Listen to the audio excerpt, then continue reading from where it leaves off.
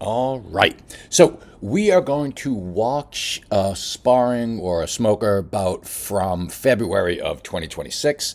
This one is Noelle from Boston Boxing and Danielle from STC. So these two always get matched up together. They fought at Marciano, they fought at Gloves, they just all the time. So there's a familiarity, which here's a word I can't say, familiarity. They're very familiar with each other. I have no idea why I can't say that word. I can't say that word. I'm not going to try again. I was just about to try again, but I'm moving on. So they're very familiar with each other. What these two, there's also two, it's not quite the yin and yang, but they're very close to a yin and yang, where Noelle is very, she's got that Boston boxing power stance. She gets just solid, low and solid. She fights out of a brilliant high horns package here and there, whereas Danielle is more fluid, switches stances, and she's just looser. It's just a great clash of styles, which I always appreciate. So we'll take a look at this. I try to comment on both fighters. I remember watching this fight, and I remember thinking just Noelle's defense was just on point. And so I'll probably focus more attention on Noelle. I'll try for both, but again, Noelle's defense is just on point. So, without further ado, let's take a look at Noelle and Danielle. I'm just going to turn down the volume because I'm sure no one cares about the crowd. Make it a little big. And, all right, so we have Noelle out of the red corner. By the way, the video is just kind of this. And the ref gets in the way a lot, but still should be fine. We have Noelle here, black shorts, white gloves, and we have Danielle, who I can't even see at the moment, but I think also in white gloves. All right, so here we go. Round one. All right, so Danielle in the olive green.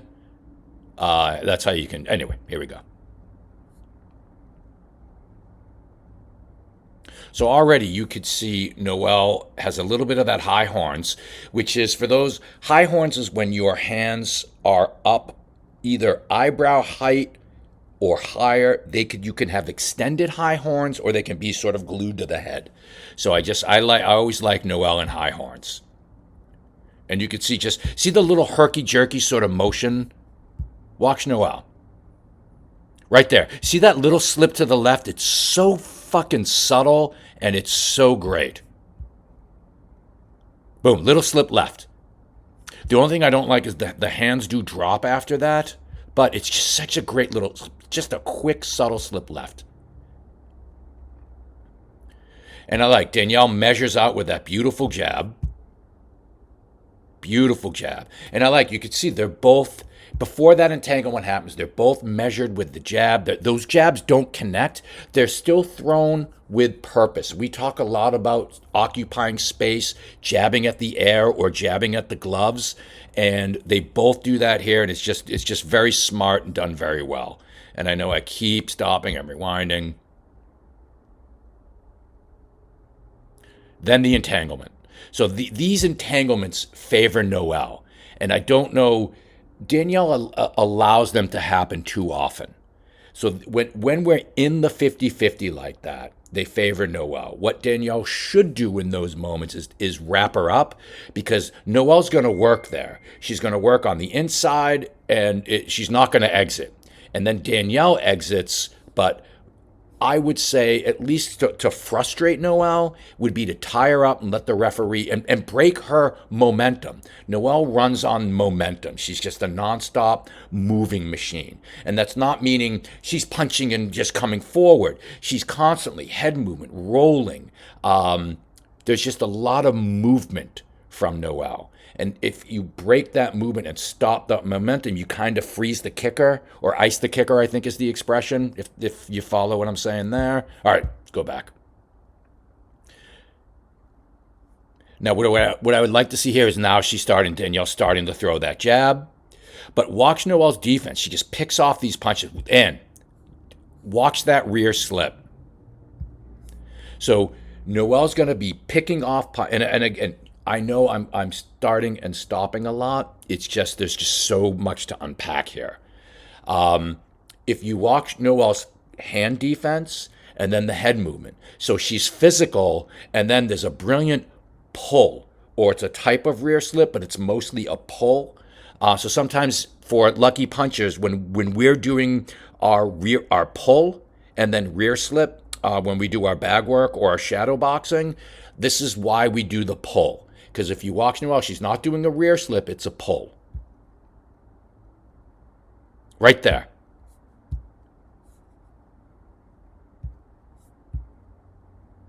Right there. One more time. Right there. Just beautiful. Gives her all sorts of time to see things at the side. High horns, high horns. Now, she goes to high horns, and Danielle punches the gloves in high horns. You could say that Noelle is dictating where Danielle's going to punch. If you're in a high horns package, there is nothing open. The only thing open is sort of the belly area, but because Noelle is so low, her elbows cover most of that midsection. And because the elbows are in and the hands are up, there's no targets. So the only thing Danielle can punch are those gloves. And Noelle knows that. She's like, that's the only thing you can punch on me.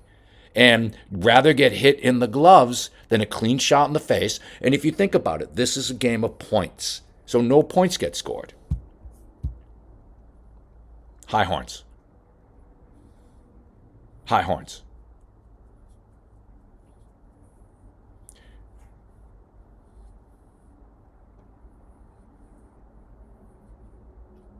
Danielle with that nice little jab, lead hook. Jab, lead hook. I love that. What I would like to see more, and I'm just gonna I'll let this run here because the ref gets in the way. What I'd like to see more from Danielle is just more jabs. What you want to do is you want to keep Noelle from coming in. The way to keep Noelle from coming in is there's a couple. There are two different ways just for this conversation in this moment. One of the ways are you pop the jab. Just keep the jab three, jab, jab, jab three, jab, jab. Another way is Noelle struggles with southpaw. You go southpaw.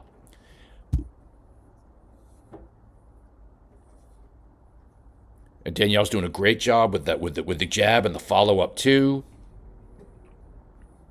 But again, you could see, look at watch all that time that passes where there's nothing in between, and that gives Noelle opportunity. You can't give Noelle opportunity. So you gotta either, there was the clip I sent yesterday of Connor Ben, and he was doing that snake charmer by the head. I'll see if you know what? Hold on, let me just pull that up.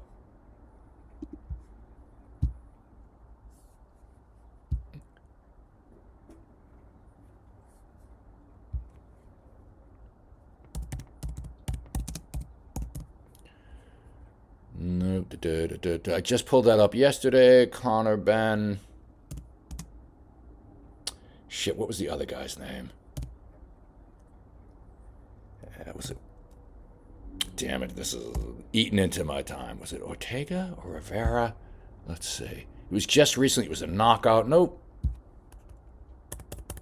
Give me one more sec. Feel free to fast forward on this part. Fuck, I can't fucking find it. God damn it. What if I just do this?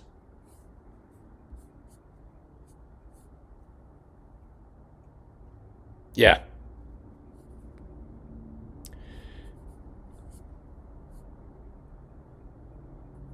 He does a thing with the lead hand. You know, God damn it. This would have been better if I was better prepared. All right, let's just get back to this. That's a bummer. So anyway, let's say this is my arm or my glove, my cursor. And what Connor Ben does is he'll sort of wrap the head just like this. Oh, you know what? I'm so sorry. Bear with me. Bear with me.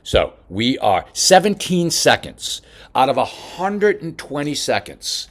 17 seconds, you had good success, really good success, southpaw, and you switch back. That's one thing. So I'm going to complain right now.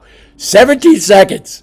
That's my first complaint. My second complaint: smokers. It's all, and this is also for all of you. Smokers are for development. It is not about, no one wins, no one loses. Not about winning and losing. It's not about ego. It's about development.